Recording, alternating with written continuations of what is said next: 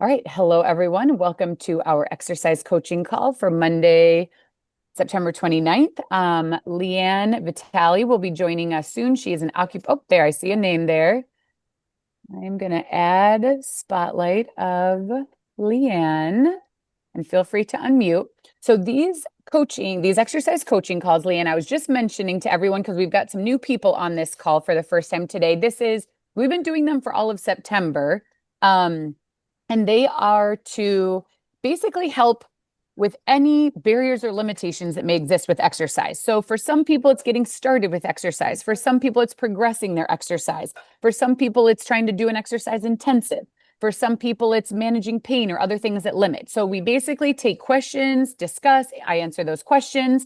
And when we first started doing these exercise coaching calls, one of the reasons that we did it is we were talking about a research study that is from a group in Italy. And they do an exercise intensive that is 3 hours a day of exercise, 5 days a week for a month. And they have shown that it looks like it slows Parkinson's progression for people who are newly diagnosed. It helped people in kind of a mid stage of Parkinson's improve their function. It helped people who have freezing. It helped people who had dyskinesia. And that was a really interesting one because people who had dyskinesia, basically, there were kind of two ways that the exercise intensive helped. One was exercise and moving more and retraining the brain for better quality movement. And people also got in better shape and were able to reduce their medication. So if they were experiencing dyskinesia as a side effect, they experienced less of that by taking less medication. So that's really what prompted us kind of having these calls. Some people are like, I want to do an exercise intensive, but I need a little help and guidance. And then another question that's been coming up the whole time is occupational therapy. So in that exercise intensive with the group in Italy, they did 3 hours a day. 1 hour was kind of aerobic exercise and balance and walking. They did walking specifically with like metronome or music and lines on a treadmill. So they called it like treadmill plus, I think, because it was not just walking on a treadmill, it was an enhanced version of walking on a treadmill. Then 1 hour was kind of mobility and stretching and things like that. I kind of feel like it's pretty similar to power moves. And then the third hour was OT. And so in this study, I'm pretty sure that it was all one-on-one. So I think people were getting to work one-on-one with an occupational therapist, which is obviously the best option and scenario. But we do have some members who maybe live in areas where they're trying to find an OT that specializes in Parkinson's and haven't been able to find one yet. And so people were just kind of curious, like, what would an OT session look like? What types of activities might be included? Can we get a list of like OT activities and then we could maybe pick and choose from some of those to do at home? And so I said, well, I can talk about it a little bit, but the best thing to do is to bring an occupational therapist on. And so that's why we're having Leann on the call today. She's graciously agreed to join us. And so that's what I think we could start off with, Leann, is as an occupational therapist, when you're working with someone with Parkinson's, what are the main things that kind of you ask about or are looking at with people? And maybe what are some of the most common types of things that you work on in therapy with people? Okay, yeah. I just like as I'm all these I'm that person where all these ideas are going as you're talking about like the purpose of this call. And if anybody doesn't know me, no, oh, is it just Gail and Sally for now? Or Oh am I no, like there's 16 people on. Okay, so for those of people that don't know me, my name is Leann Vitale. I'm an occupational therapist. I've been practicing since 2014. And I've actually worked in multiple settings, like from, the hospital in like ICU to like on the floor, then the acute rehab before you go home, then home therapy. I've worked in a skilled nursing facility and obviously outpatient. And then in 2021, I opened up a insurance-based practice, and Claire and I kind of linked up where I do some therapy here, and then we were doing some mobile. I am a certified stroke rehab specialist, LSVT big, power moves, and in the state of California, it is a little bit of a separation. I use a lot of modalities like e-stim, ultrasound, things like that. And so in regards to OT, like people will ask me, well, what is occupational therapy? That's like the number one thing. And sometimes people say, well, I already have a job, so I'm good. And I'm like, oh, it has nothing to do with it. Well, it could have something to do with the job, but it really is that we promote you know, activities that involve therapeutic use of everyday tasks, or what occupation means what you do, not just your job. Like I am a dog mom, I'm a wife, I'm a gardener, I'm a golfer. Those are my occupations. So we use therapeutic tasks to treat the patient's physical, mental, developmental, emotional, if you will, ailments that impact your ability to perform the daily tasks that you need to get done.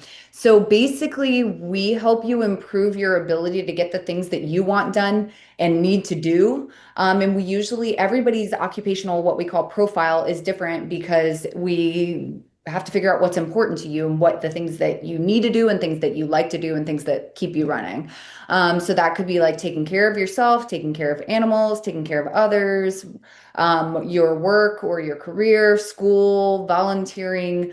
So for OT, it is different than PT, and I promote a multidisciplinary, so PT, OT, speech.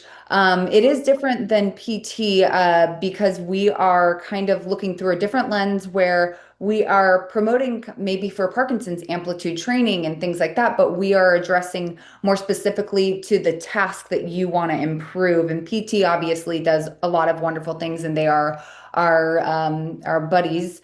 And they really want to improve those things too, but maybe from a mobility standpoint. So when I'm treating and looking for OT, when I'm treating OT specific with patients with Parkinson's, OTs do have this thing where we kind of go mind, body, spirit. So a lot of times I'm looking at cognitive, I'm looking at physical, I'm looking at emotional. We do a lot of check-ins, like how you're feeling about yourself, how you're feeling about others, and your occupations. The other thing that's a little different from PT is we do a lot of adaptive stuff, adaptive devices. So when I'm doing an assessment, I will start off with that holistic view, and then I start saying, as I'll pick up things. Fine motor is one that OT really does hone in on rather than PT. Not that nobody can do the other person's or encroach on their territory, but OT is classically fine motor because if you're eating, buttoning, or doing any of those things, you're doing your fine motor.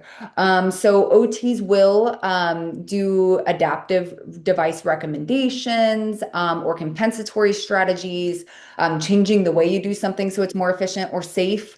But for the fine motor, a lot of times I'll get the handwriting. We call it micrographia, where it's really small, or it starts off a good size and then it kind of narrows down. We'll look at typing, opening packages, food packages, jars, dressing, like I said, buttons, zippers, ties, even like thinking about fine motor, like makeup. So those are things. In addition, OT will look a little bit more into vision at times, or at least me specifically looking at vision and, Parkinson's with the depletion, with reduced dopamine. I mean, from your external, from your eyes, whatever you're seeing on the outside, it goes to the back of your eye to your retina, and in your retinas, it uses a neurotransmitter called dopamine to go down the ophthalmic tract, or, ophthalmic tract to the chiasm, flip upside down and go in the back of your brain. I mean, and if that's slowed, we're thinking about like, what's the safety there? If you're having slowed visual input, how can you have a faster reactive? Let's say you tripped. And, so there is that part with the vision. And then a lot of the medications do have visual side effects. So that's something I look at. And then a lot of the fine motor and or gross motor or any of the activities have to do with executive functioning, meaning the way you're processing, planning, and all of that. So what I see commonly,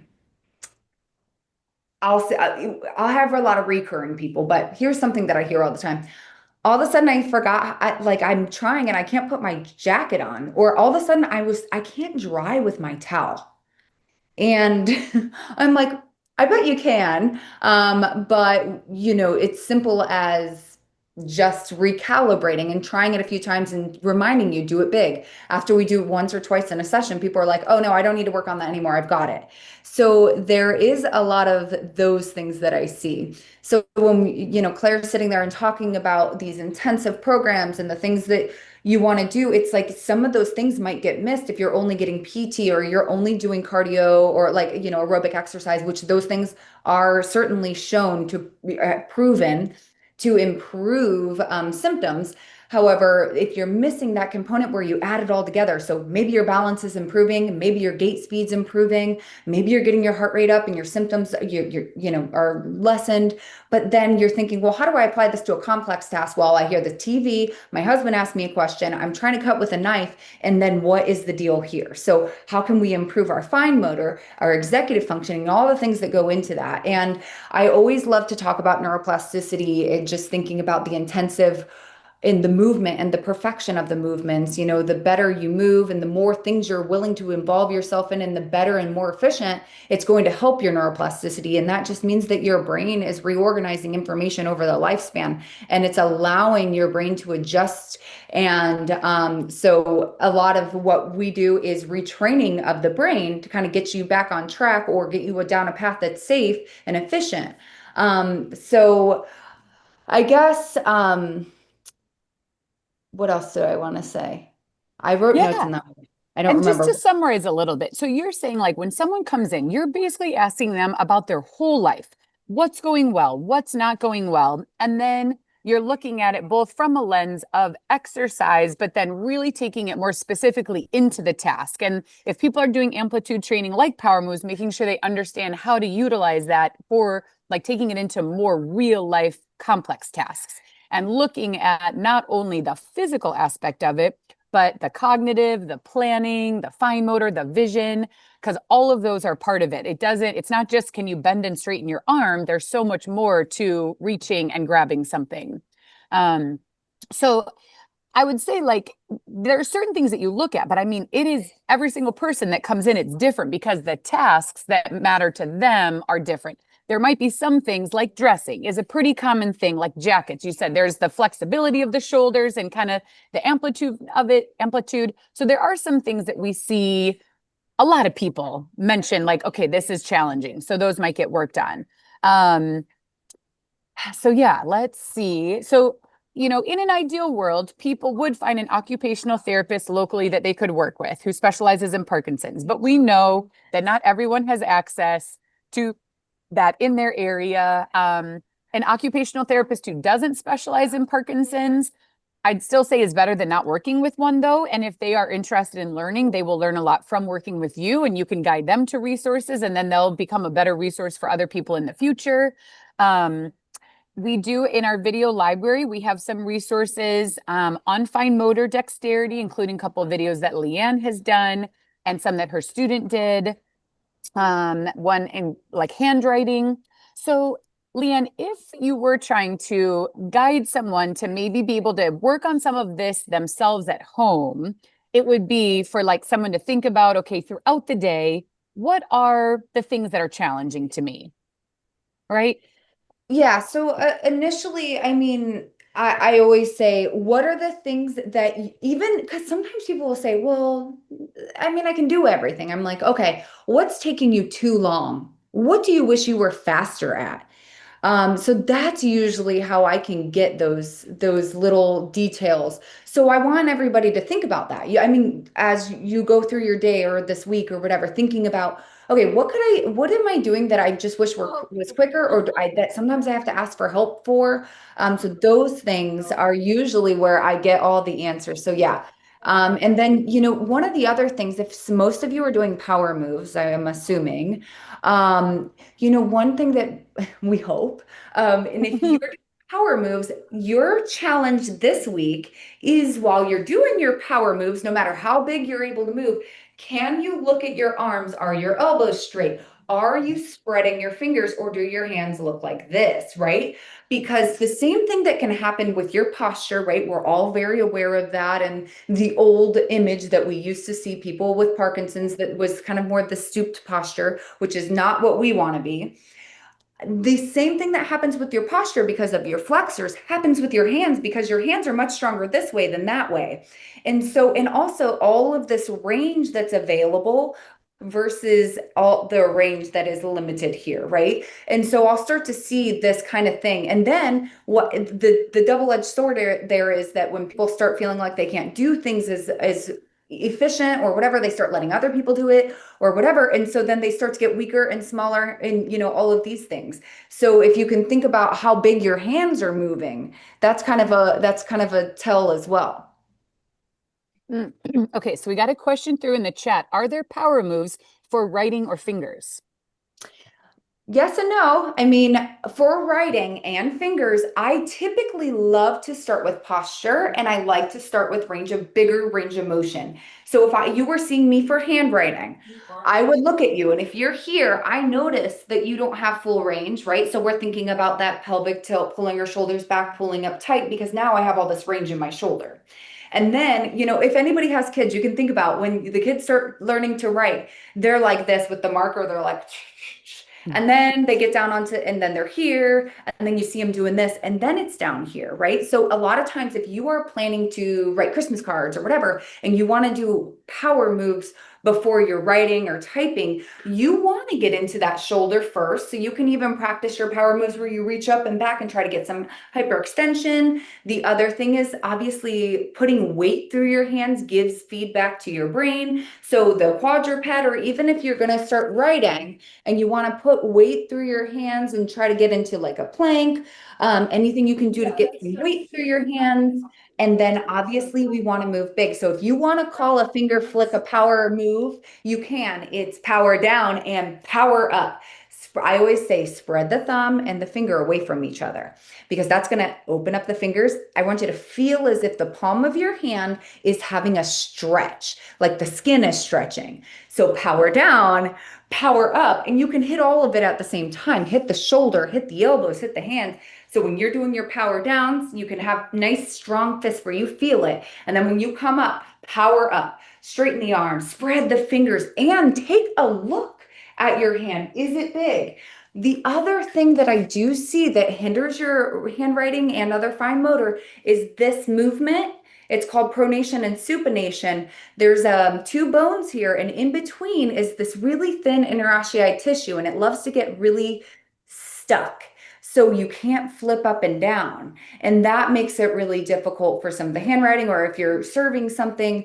And so what I like to encourage when you're doing your power moves and you're open, practice flipping. Flip your pinky forward, flip your thumb back. You're going to get some good range of motion of your shoulder. So you can just add these into your normal power moves. Shouldn't take you much longer. And you get this really nice stretch. And if you do it right now and you feel it, I like to do it when I do it in the rock from sitting, where your elbow is kind of down. I love to practice look up at the hand and then you flip the hand and look at the palm and then try to bring your pinky all the way around and then switch, flip, rotate, rotate.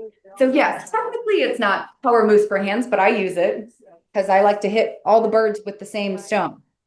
Yeah, and I would say it's hard to say exactly how frequently, but I definitely incorporate hand stuff into classes quite a bit. I mean, for one, I'm just emphasizing the opening of the hands. And then I call this like the power up. And then we do this like, flexion extension for a rock. And then we do circles. We do it more at the wrist though, as opposed to like doing internal, external rotation at the shoulder. So I'll definitely add that. And then pronation, supination, like I like doing it with the shoulder. And then also I like doing it with the elbow at the side at 90 degrees where you're really isolating the pronation, supination. If you And then do for that step, one, just if you're going to do supination and pronation here, what happens is people go here and they bring their elbow really far in and then they go like this. So you want to keep your elbow exactly where it is and practice that. You can even take a stretch. When you stretch it, don't yank on your fingers. You want to go from the palm area and you want to get where the wrist actually is because sometimes people start yanking on their fingers and stuff. But yeah, pronation and supination stretches are key. If you already supinate and then take a full-on stretch, you can help yourself do those things. Yeah. and then for stepping, we do basically like finger taps where we really try to keep the other fingers extended still and isolate. So we do those, but it's just sporadic. They're not in every single class. So I will have to check and review the fine motor videos that we have in the video library. Certainly go over some, if not all of those exercises. And maybe after today's call, I'll record maybe, or Leann will record if she has time, but otherwise I'll record a video where we go through some of the things that you talked about in the video today and have one of those to go to We also could do fine motor dexterity as our exercise of the month for an upcoming month, where we make sure that we incorporate some fine motor dexterity into every class that we teach. And then for anyone who wants to work on that, if they use a recording, they can go and pick those classes, because, if we do it for a whole month, we can do all sorts of different things. So that's something that helps us work on it more consistently in classes. We definitely incorporate it, but it's sporadic because there's like 100 things to fit into a power moves class. And so we can fit in 50 in each class and 50 things don't happen. So yeah. And then the other question is about power moves for eyes. So what do you do in terms of vision for people? Okay, so technically, we get the vestibular system does involve your eyes, and so I love vestibular at any point, at no matter what your diagnosis is, just in the aging, because inside your ears, these inner canals have this like fluid, and as you age, it gets thinner, and the salts move quicker, and people can start to develop what they call like vertigo and stuff like that. So I always do incorporate eyes, but if we're talking about like Parkinson's specific for eyes. We do just practice. I call it eye yoga, but I guess I could call it power moves. Mhm. But part of it can be depending on if I'm addressing your central nervous system versus just practicing eye range of motion. And if we're talking about eye range of motion and vestibular, I'm really interested in the neck per se, because what happens is if we have our head here, either we're looking at the floor and not getting our visual of our environment and the safety there, or you're straining, your eyes are always coming up, and it can make people dizzy.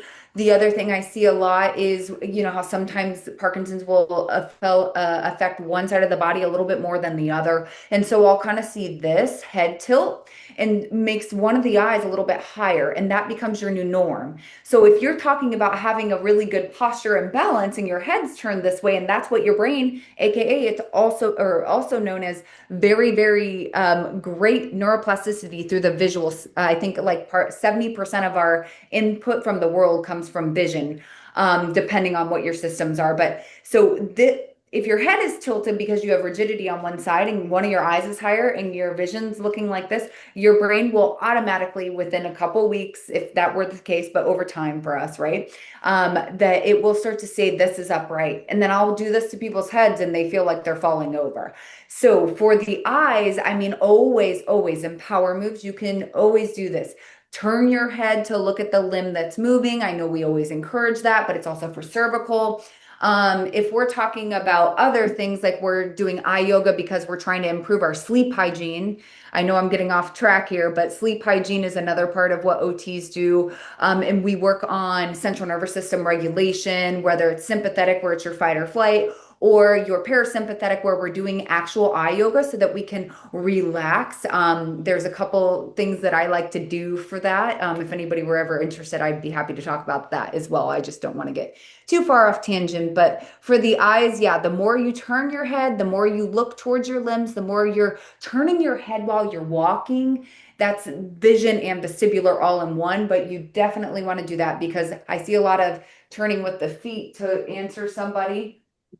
And it's like, turn your head. Or if I'm talking to you or if I'm doing something, I'm always looking around, but I can still walk. So those are great strategies. Just make sure you're doing it safe. Um, you can always modify and work with a therapist to do that, but that would be my suggestion for the vision. Mhm. And then basically, like for an individual person, vision can be assessed at a higher level, but that's kind of in general what to include. And that's what's nice is, in a way, I'd say it's nice because you're not saying, oh, you have to do this whole other separate set of exercises. It's incorporate your hands and your eyes into the exercise you're already doing so you can be efficient. It's not like everybody has to have, 5 separate exercise programs that you have to fit in every day. We're trying to be as efficient as possible and include it all into your exercise sessions and what you're already doing. And then I think the OT part is really then, okay, I did this during my power moves. How do I then take that, what I practice in terms of big movements, into those everyday activities when I'm getting dressed, when I'm taking a shower, when I'm making my meals, all those things, making sure you're really following through on those big movements. All right. Well, let's open it up. Does anybody have any other questions that they want to ask Leann while she's here today?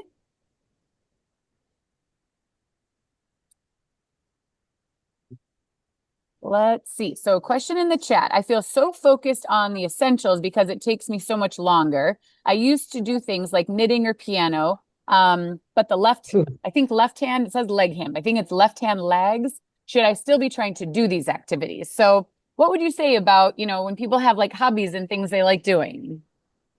You better do them. If you don't use it, you lose it. No, I'm just kidding. But that is very true. I hope that you stay with, also dopamine doesn't only come from, it's our reward. So if you're doing something you like and it makes you happy and maybe it makes you smile, you are producing more dopamine. You're exciting your brain. Your dopamine receptors are opening up because it's something you're interested in. Not, oh man, this is boring. I got to do my exercises because I'm rigid. No, these are things that you like to do, and you get to use them as an opportunity to continue to work on your dexterity. So, knitting, the idea here when you're saying they take a little bit longer, do me the favor of maybe taking some stretches, right? If your hands are looking a little tight or flexed, make sure you're stretching them. Then you can get a little bit of that weight bearing, whether you do it on a wall to the table, or if you're somebody that gets down on the floor and doing power moves on hands and knees.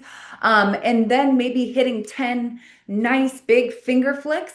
And then your mindset has to change to, if I'm playing the piano, it's not that I'm moving as I used to, it's that I'm moving huge. So when you move your finger, it may not be as quick and everything as it used to be, but the bigger you move your fingers, the better it's going to be, and it will start to retrain. So I would say, if I'm talking about recalibration and just your brain and your limbs working, specifically the hands working in collaboration to make sure that you're understanding how big you're moving, you have to spend a couple weeks daily moving your fingers overly too big on the piano. And I promise you, if you do that for a week or two and you're doing it consistently 3 to 5 times a week for, I don't know how long you like to play, but 15 minutes, I bet you it will be better.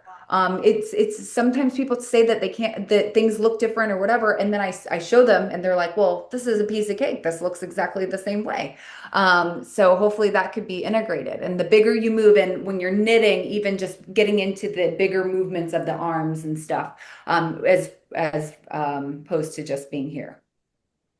Hmm. And I would say too, for, fitting things in, it's you look at your days and how much time do I have to spend time exercising and doing other hobbies and things that I enjoy. And it might be different from one day to the next.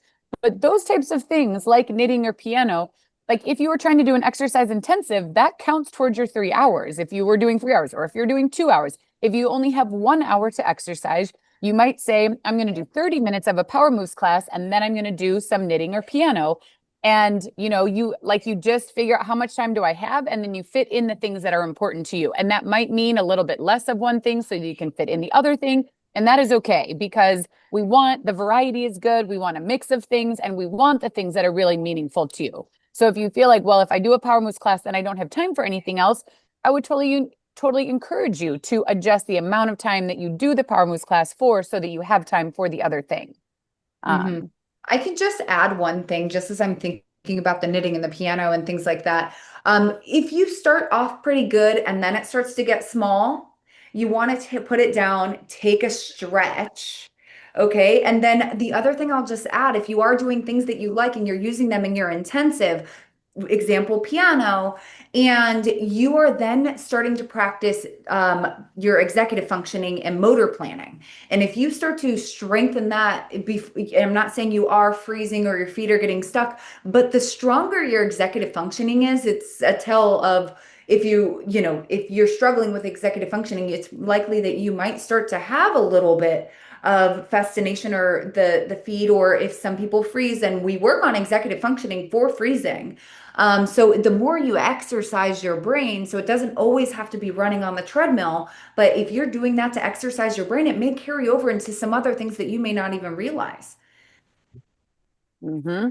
All right, we got another question in the chat. What kind of routine can we do while watching television to maximize some OT activities? That is good. I mean, honestly, it depends on what the deficit is. Are you feeling too small? Are you feeling like your hands are weak? The nice thing is the hands get really strong quickly, better than other muscles. They're small muscles, and I mean, I can hold my whole body my body weight with these fingers, and they get quick or they get strong quick. I mean, you can get some of those resistive balls and things like that if you're working on strengthening. You can also, while you're sitting there, practice your stretches. Or if I don't know if you have TV with commercial, practice a power move and focus on the opening. Or can you dual task? Can you watch TV and knit at the same time? What do you like to do? Can you fold laundry while you're watching TV, kind of looking away, intermittently looking at the TV, looking at the laundry? I mean, there's so many tasks that you can add in. And again, if you're dual tasking, that's executive functioning as well. Yeah. And we've had like a lot of people will basically have like a little basket or something of fine motor things that they can do while they're sitting and watching. So you could have a deck of playing cards and you could shuffle them. You could pass from one hand to the next. You could flip some, have, if there's a table in front of you, you could flip those cards around. Meditation balls. Or golf Um, balls. I like to if your husband or you golf, the meditation balls are really nice. The smaller, sometimes the better. And then practicing going both directions, one way and then the other. Practice with your non-dominant hand, which people don't like to do. Those yeah. things are, something where you're dividing your attention too. You should be able to talk, watch TV, whatever it is, and do something like this. And so that's kind of fun. Mm-hmm. Yeah. So you can think of any fine motor thing that like you could have next to you while you're sitting and watching TV. I'm trying to think of other things like we've had, coins or buttons and we're picking them up and flipping them over or passing them hand to hand. Rubber bands or like a little TheraBand. And so you're not only working on squeezing things like a ball, but also working on the strengthening of the extensors. Opening into resistance is really good. So yeah, I mean, there's a lot of stuff that you can do, whether you're doing it while you're watching TV or you do it at commercial breaks. Um, like even having a jar, like if you keep a couple jars that once you've eaten the food that is in them, and then you keep those jars and lids, maybe you reuse them, but take some clean ones that are empty and practice closing that jar, opening that jar with big movements with your hands, is really good too. There are, if you don't have a TheraBand or whatever, these are cheap off Amazon. You have to find the right ones because sometimes they're too tight and it's like even hard for me to do. But if we're talking just about even the hand deformity where your hands kind of get a little tight, extension is great. If you, I'll answer the other question in a second. But anyway, these are really nice because they have the little finger things and working our extensors just like we're working our neck and our back extensors to avoid postural things. The extension is really good. And I'm glad Claire brought that up. The other thing that is hard for people in general is in hand manipulation or translation. So I have two is it dice or die? I don't know. Mhm. You have two here and holding one and translating to your fingers, like one back and then forward while you're holding something in your hand. Those are always like in hand like translation to from palm to tip, we call this, is always very difficult, especially if you're holding something else. So you might want to just start with it in your palm and then you practice bringing it to the tip of every finger. And I can do this while I'm talking right now, right? So this is something you could do while you're watching TV. And this is one I think that like people don't think of if you're not an OT. Mhm. Those are good. Okay, lots of ideas for things to do. Oh, the other thing, like handwriting, like if you had a table and a piece of paper out, like while you're watching TV, you could make notes like, what's your favorite thing about this show? What's the most entertaining? That's cognitive. Like you're asking yourself to think about some things and then working on handwriting at the same time, too. So, yeah, there's lots that can happen during TV. Quick Oh, yeah. Mhm. I was going to say for handwriting, quick heads up, if you are struggling and you're like, it's just not legible, it's usually two things. You're not moving it, but you're not making big enough letters. And that's maybe you need visual cues. So get that big handwriting paper where they use like when you're learning to write, if you practice on that on a normal paper, it might be better. The other thing is pressure modulation. If you're not pressing the pen or the pencil or whatever down into the paper, it's too light and it's getting smaller. So that's again that feedback. So just as a heads up on the handwriting. Mhm. How do I raise my hand? Say that again. How do I raise my hand? Raise your hand. Oh, you mean like Yeah, in the Zoom call? yeah. Or Well, You've you're got it, unmuted, Janet. so Go. you can ask your question. Oh, okay, thank you. In January, I had cataract surgery and I kind of failed. So I've been stumbling and having a different time with proprioception ever since I had that cataract surgery. So I went last month and got to a new doctor, and we decided to do bifocals, but I'm having trouble adjusting to them. Like I don't know how to see like 4 feet in front of me. I can see like looking down writing, or I can see distance, but like that in between stage. So I don't know if I should go back to the doctor, and I don't know what I'd ask him for. Jana, I would say typically when I am working with patients, and especially if they feel like they're a fall risk, or it's just a really hard time, sometimes people's eyes just don't adjust that quickly. And also, if you're dealing with some, lack of dopamine, maybe that's the case. I usually say, and it's annoying, but you can get the string or Yeah, the I have them. holders. You could do your near and your far and switch them because the progressive lenses and or the bifocals might be the best as opposed to the progressive, but they really do trip up people and they can be really hard for people to to see, especially if your meds are if you're somebody that does have variations in your performance with your functionality with your meds. If you do really well and then it kind of goes until you take your next dose, that really is hard for your brain to understand with the bifocals and the progressive lenses because the way that your brain is typically experiencing these things does change throughout the day. So if you were to ask me, and I'm not a doctor and I'm not your neuro ophthalmologist or your optometrist, but I would say that if you could say, hey, I'm having a hard time, is it possible? And if you're willing to do this, have my near, have my far, and kind of do it that way. It is a lot of Yeah, switching no, back. I do have bifocals. I didn't get progressive because I had them once and I couldn't figure them out. But Yeah, they're hard. Even the bifocals I'm saying can be hard. yeah, Yeah. so some of the time I wear the bifocals, another time I just don't. So is that messing me up for like Yeah. adjusting? So If keep them on all the whatever time. glasses you wear, you want to wear them all the time unless you're switching from near and far. Uh-huh. Because again, with like I said, the effect of your meds on and your cycle with your meds, and then also changing your glasses intermittently or sporadically, can be it gives me a red flag for fall risk, and then also Right, just dizziness and vestibular things and all of that going along with it. right, right. Yeah, So I would, I if I would, keep the bifocals, am I in danger of tripping if I look down, or I don't quite get what I have to be careful about?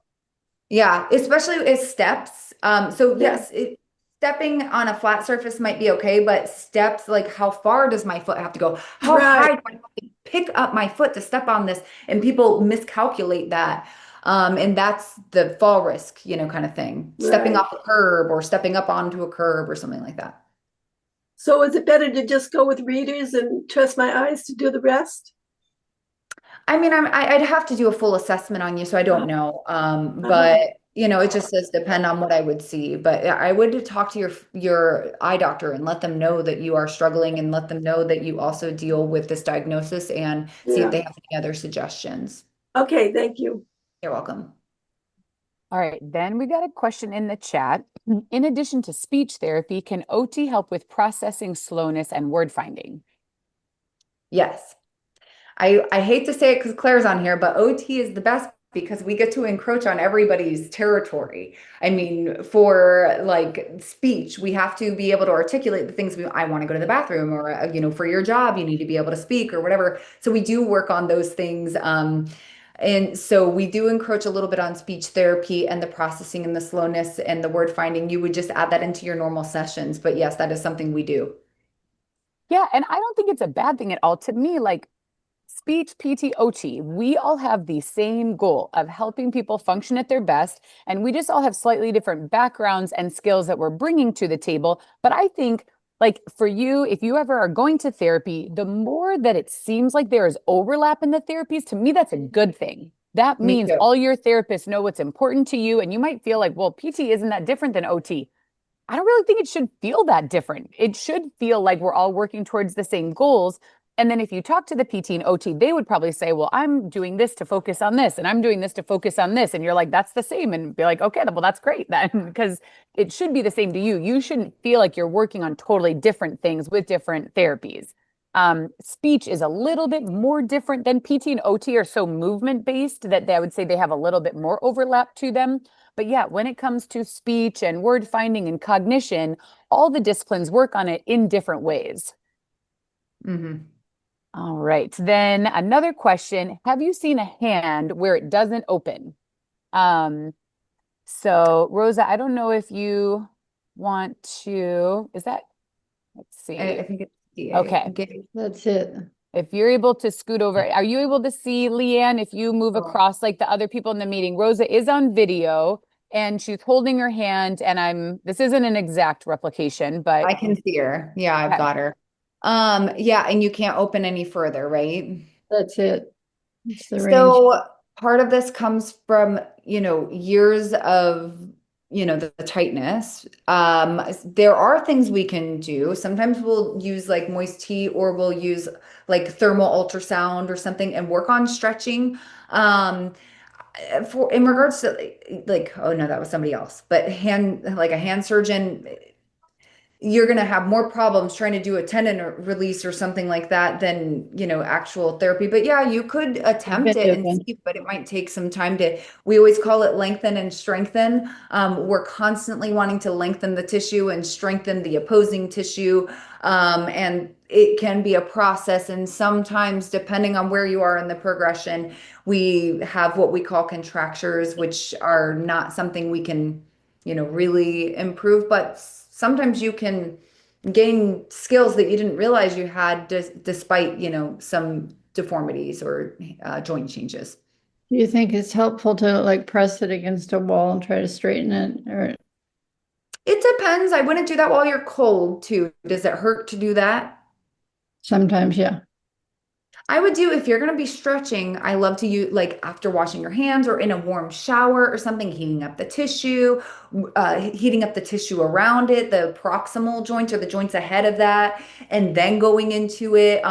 The wrist is huge. If you can kind of get your fingers as straight as possible and practice your wrist and then move down to the fingers. But what happens is a lot of people will go straight for the problem all the way down, and then it's like painful.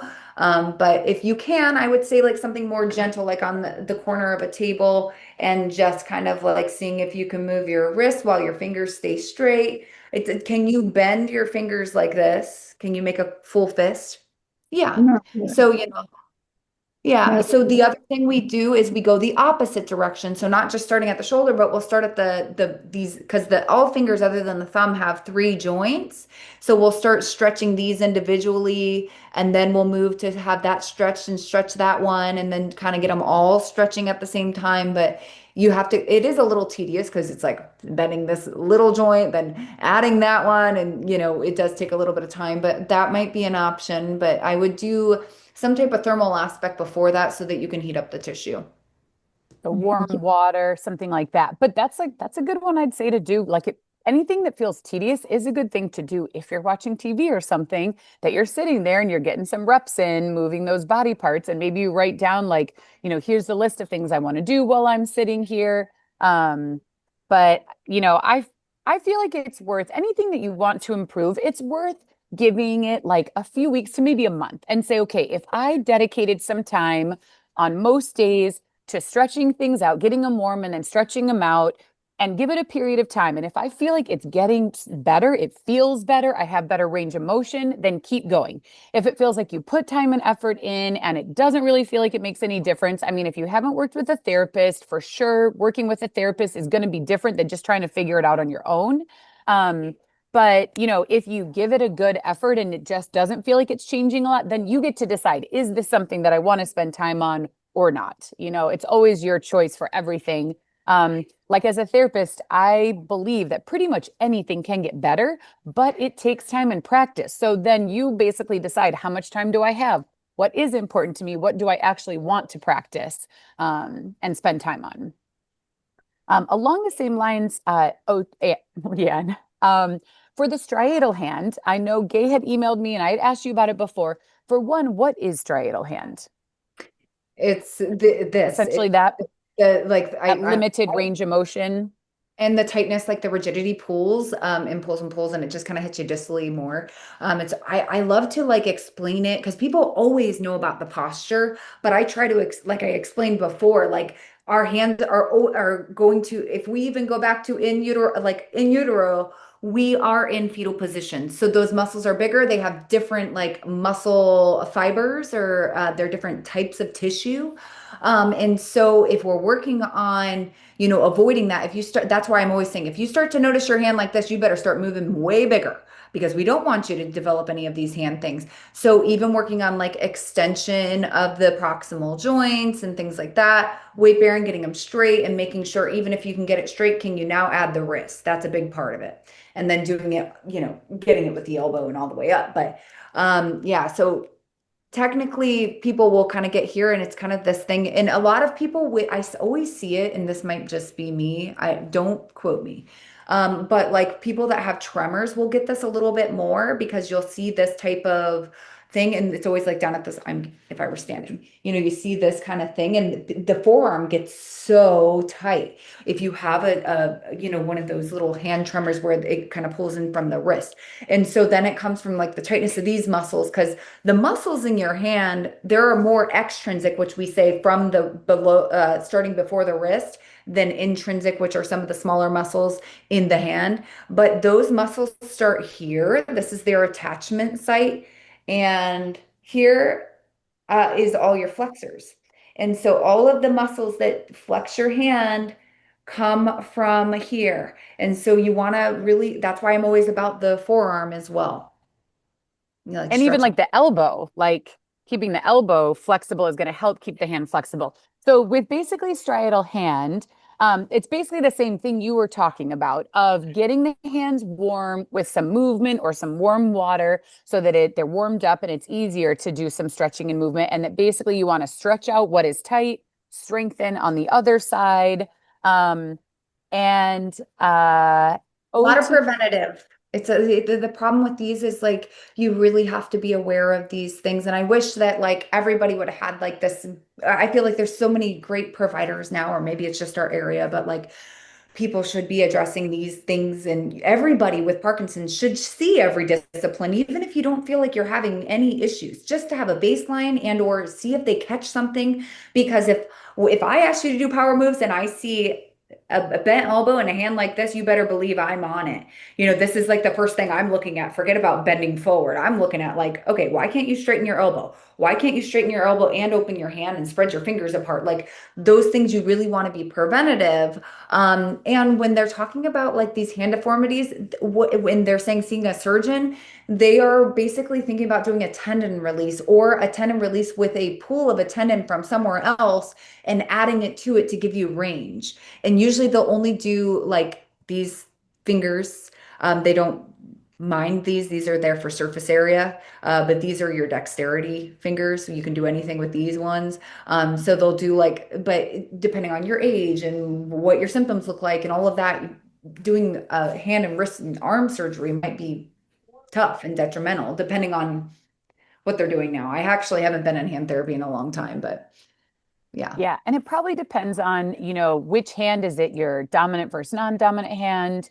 How much does it limit your function? If they did a surgery like that, how much better function would you expect? Or do you care more just about the aesthetics of how your hand looks? Like, is it functional, or is it more about how it looks? And so it's complicated. And surgery could be helpful, but also, could not be helpful. And it's a big deal to go through surgery. Mhm. One other thing I will just mention, if you do notice that you're having this, or you're like waking up and your hands are really tough to open, you might want to consider a resting hand splint for night. Usually, I don't want to ever limit people not using their hands during the day, because activity is key. But if you're like waking up and your hands are really tight, or you're like here, some people will get this wrist thing going and the fingers are all curled up. You might want to they're super simple, get them off of Amazon. And most of them are pretty malleable. So if your hand does go like this, it's not going to hurt you. And they like just strap around your fingers and your wrist, and most of them hold your thumb out. Some are more functional. I recommend just the resting hand splint, not the pan splint. For Parkinson's, just straightening out the fingers, and it will go, they go from like right here. So just a thought. Thanks. All right, we've got a couple minutes left. Anyone else have any other questions for Leann while she's here? Yeah, What is Sandra, go ahead. what do you do for word find? Games. We have fun. But a lot of times it is like, what are those called where it's like you fill in Mad uh, Libs. Mad Libs, there you go. Yeah, fill them in. We'll do them while you're doing other things because it's not all the time that you can't find the words. It's sporadic, and you're like, gosh, what? Just like I just did, right? And so having you do a task or a standing task or whatever while you're doing things like that, or just I do a lot of games where it's like, okay, I want you to stretch your mind by naming a word that starts with the same color as this. So if a green dot is there, you're going to say a word that starts with G, as in goat, pop, and like play around with that and start to work on your vocabulary, and actually saying it out loud. Sometimes people don't say things out loud, and that can be in some people start when they start to have word finding things, they do not want to get caught sounding like they can't say the word. And so they do naturally pull back a little bit in conversation. And so in therapy, it's kind of like a free for all. It's like have fun with it. No one's judging you. And we really work on those things to stretch your mind because it doesn't only have to be, I'm working on finding words. If you're stretching your executive functioning, those things might come a little bit more readily to you as well. Yeah, and I have a question. Mhm. Um, Previously you were talking about that hand, I don't know the word for it, that you can sleep with if you're having trouble with your hands. What was that called? Resting hand splint. Oh, okay. Got You it. can just put that into Amazon. There's a left and right, Yeah. so just be aware. And if you have one hand that maybe you want to try first, just one hand because you want to be. I usually don't tell people. I tell people to do it opposite because I don't want you to have to go to the bathroom in the middle of the night and have like all two hands like I. So usually I tell people like do the right hand tonight and tomorrow you do the left hand if that's something. And it can actually just give you more range. You might feel a little stiff when you wake up, but over time that might just stretch that tissue for you. But yeah, don't wear both of them. Some people do if you have a caregiver, but like do not wear both resting hand splints at night and can't get out of them. So do switch. It would be Thank hard to you. even put both on at the same time, wouldn't it? Like to get them both It's on. very difficult. People use their teeth or they have their caregiver do it and then they can't get up. And I'm like, oh no. Um, And that's another thing too, that basically like when you have tightness, like prolonged stretching can help stretch it out. So overnight is prolonged, but also that's another thing. If you were sitting and resting during the day or watching TV for an hour or two, like that's another time that you could put the splint on to have a couple hours of stretch time. Like if you feel a stretch, it's probably doing something. So that's another, now I can't stop coming up with ideas of things to do while you're watching TV. she's really on the TV. Claire, Yeah. she wants everyone to watch Really TV. fixated on that one. All right. Any other questions? Yeah, Leanne, I'm wondering what I'm not sure this is your bailiwick, but my shoulders get really stiff from the power moves, from all the stretching. I mean, they're wonderful, but I then they get really sore. And I'm just wondering if you have thoughts about that. I mean, when we're talking about doing power moves, it may be that the soreness is because you have additional rigidity or something. I would sometimes tell you to talk to your physician, your neurologist, because maybe I don't know you personally, but sometimes it's like that you're just having too much rigidity. Sometimes you might want to mess around with your meds. In regards to feeling sore after your power moves, what are you doing to cool down? How long are you cooling down? And do you have like some people will use heat after they work out to kind of keep the blood flowing, right? And what are you doing after you work out in general? Are you still moving or did you only move during that time and then you're staying stiff? Because that's how muscles and joints get tight or sore is that you're not allowing that blood flow. When blood flows, then it brings oxygen. Oxygen brings healing and helps with healthy tissue. So if you just do power moves and then you're static and don't move your shoulders and you are watching TV and not doing anything, we're really into the TV. But if you're just static then you might get sore. This might be more like, especially if you're using your body weight and maybe that's something you didn't do before. And I'm not sure how long you've been doing power moves, but sometimes it's the weight of your body retraining itself. But I would say either do a hot shower and make sure you do a nice gentle stretch after if it was a hard one, and or just make sure you are moving your arms after you work out. Blood flow. Mhm. And sometimes it's the frequency. Like if you're doing power moves one time a week, sometimes it's like you do them, you get sore, and then you take some time off, and then you do them the next week. And there's a dosage with exercise for you to actually get stronger and feel better from the exercise you're doing. So sometimes when you feel sore, it's actually because the frequency of exercise is a little bit lower than it needs to be for you to have the strength adaptations. Strength training, I think there is research saying that even strength training one time a week is better than not strength training at all. But your experience of soreness may be a little bit more if you only do it one time a week or less frequently. You might feel more sore than if you do it a little bit more consistently. Yeah, So very that's something true. to think about too. All right. And Leann, what I'm going to do with this call is we've been trying to take the transcript. I started recording with the calls, we get a transcript, and I put that into ChatGPT and ask it to summarize what we talked about in this call. So I'm going to try to get a summary, which I will share. And I also am going to use ChatGPT to ask for a list of OT. So instead of you sitting down and listing all the different things, I'm going to ask ChatGPT to do it, which means it's not going to be as good as an OT doing it, but it will give us some idea and kind of a place for people to start from. And people could look at that and we can kind of maybe, evolve that list a little bit over time. One other question is if someone is trying to find an occupational therapist to work with in their area, how would you recommend that people try to find somebody? A lot of times the neurologists will have like a group of, recommendations. The hard thing is you want to find somebody that is Parkinson's trained. I would go on to either I forget, what is it, Power for Life. They have a Dot list of org. people in your area, or if you don't find somebody specifically, you can go on the LSVT Big website and look for providers in your area, and they'll give the names and their phone numbers. Sometimes they may not respond or whatever, but that might be a one way to do it. And it really does just depend on, finding an OT that does all the things can be tricky.